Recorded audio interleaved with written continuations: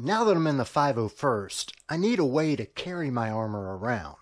So I took a Sterilite tote that looked like this and turned it into something that looked like this.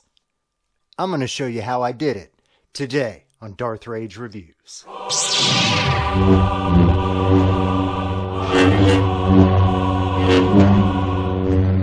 is with you, young Skywalker. But you are not a Jedi yet. Greetings, Force fans, and welcome to another episode of Darth Rage Reviews, your source for the Force. As always, guys, I would be most obliged if you would hit that subscription thing down there, the notification bell, give me a like, give me a comment. Do it all. Do it all, guys. It's free. It's free. It takes a second of time. Take care of that, and then we'll get on to the fun stuff. So, the fun stuff. So, I now have the armor. I now am a part of the 501st, which means I'm going to be trooping. I've actually got 2 troops coming up in the next couple weeks. So I need a way to get that armor around to basically, bring that armor to these events. Oops, sorry. So I went ahead and bought a couple very large 40-gallon Sterilite totes. And I mean, these suckers are big. I can kind of show you how large these are, but yeah, these are big. So when you buy these, they obviously don't look like what I just showed you. They look a little bit more like this. And I felt like I wanted mine to appear a little more in universe. So I decided to paint it, add some greebles. So the little pieces, parts that are kind of put together and added to things in the Star Wars universe, those things are known as, collectively, there's kind of 2 different pronunciations of this. Some people refer to them as greebles. Some people refer to them as greeblies. I am firmly in the greebles camp, and I know that's going to offend some people, and I apologize, but greebles. Anyway, I decided I'd need to create and add some greebles to this to kind of give it that Star Wars look. And this was an interesting project. This was a lot of fun because it was kind of the last several things I've done, I've been kind of working inside a box, trying to create something that is movie realistic, in both the Mandalorian that I did and the Clone Trooper that I did. So this one was a whole lot more fun because it was just kind of flying free. I knew that I wanted it to be that blue and white of the 501st color-wise. And then I took some kind of photo examples that I found online from just different sources on the forums, and really, went actually odd Viking. I'll put a link in the description here to his kind of cosplay container videos. I took a lot of inspiration from some photos of his that I found online. But yeah, I decided I wanted to kind of Star Wars it up. So I went about and basically created some greebles out of different wood pucks that I had lying around, an old Duracell battery charger that I had. So when you go to Galaxy's Edge in Disney World, these are the Cokes and the Sprites that they sell you. I use several of the lids on these, which are really awesome. You take these lids off and that just really kind of looks like it belongs in the Star Wars universe. But created several greebles that I could then add to the box to just kind of give it that feel. Got some stencils so I could stencil my TKID, and just a little kind of recognition, a little 501st on the top there. So enough of me talking about it. Why don't I show you guys kind of how I did what I did to turn a regular Sterilite box into, let me show you a little picture of it here, just a little preview picture. So how did I turn my Sterilite box into that? Let's take a look. So I had to wash the entire thing first. I didn't show that process, but it comes kind of coated with something that really makes paint hard to stick to it. So wash that all off, and then it was some white primer. A nice coat of white primer, actually a couple coats of white primer, and then just some white paint. It's that simple. I used a flat white, it might have been a semi-gloss white, I'm not sure. But yeah, a white paint on top of that and a couple coats just to let it dry. Then came the taping, and the taping's really what led to problems with this. It didn't matter what type of tape I used, it just simply ripped up a lot of the white paint off of this, and I had to kind of go back and touch up paint a lot. So I'm not really sure how I would have fixed that process, but yeah, it was a little bit frustrating, but I knew I was going to do a lot of weathering on this, so it really didn't affect me that much.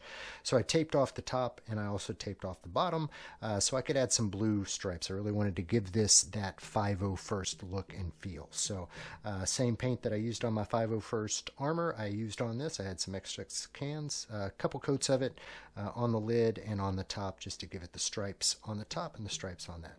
Then it's time for the greebles. So I painted black on the two bottom pieces. This is the back of a washer panel and an old Duracell battery charger.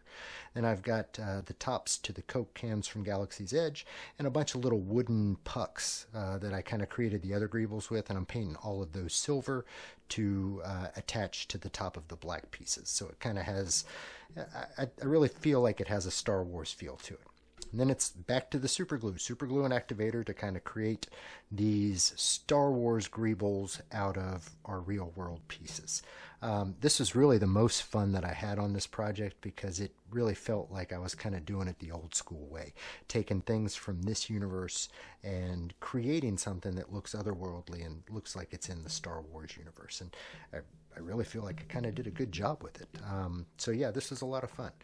So I created all of these greebles, and again, I'm calling them greebles. There's two camps. Some people call them greeblies, some people call them greebles. I'm firmly in the greeble camp, and then glued those on there. I actually glued these on several different times. They kept popping off, and I ultimately went with the double-sided tape to stick them on there, and they're actually sticking on really well now with that double-sided tape. So yeah, whole lot of gluing that I went around that I'm showing you unnecessarily because I just stuck it back on with tape, but that's how it goes. Did that with all the sides, and then I came through with some nice burnt sienna, which is my favorite dirt color, and I brushed all the seams, kind of did some dirt dripping off of these greebles just to give it that really, worn in, lived in feel. Did this around every seam on it, all the cracks, crevices. I'm not going to show it all to you. Then I came through and did blaster marks, and then it was time for the black wash. So it's a little watered down black acrylic paint over the whole thing. This really covers up all of the different paint tones from where I was touching up where the paint got ripped off. Gives it a really good lived-in feel. And yeah, you paint the whole thing like this. The top couple coats. I think I did 3 or 4 coats, honestly, on all of these. And this plastic material really soaked up the black paint, so I really didn't have to do a lot.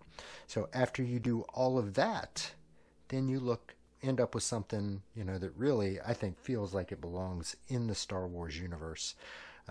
You end up with a beautiful looking 501st armor crate. Something I also didn't show you was me putting the stencils on there. I stenciled 501st on the top, and then I stenciled my TKID on the side. But yeah, here's some beauty shots of the finished piece. There's my wife's dog in the corner.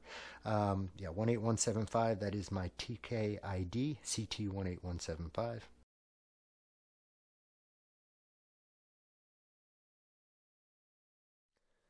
So yeah, that was a fun weekend project. I got to tell you that is this container is a very interesting surface to work with paint-wise.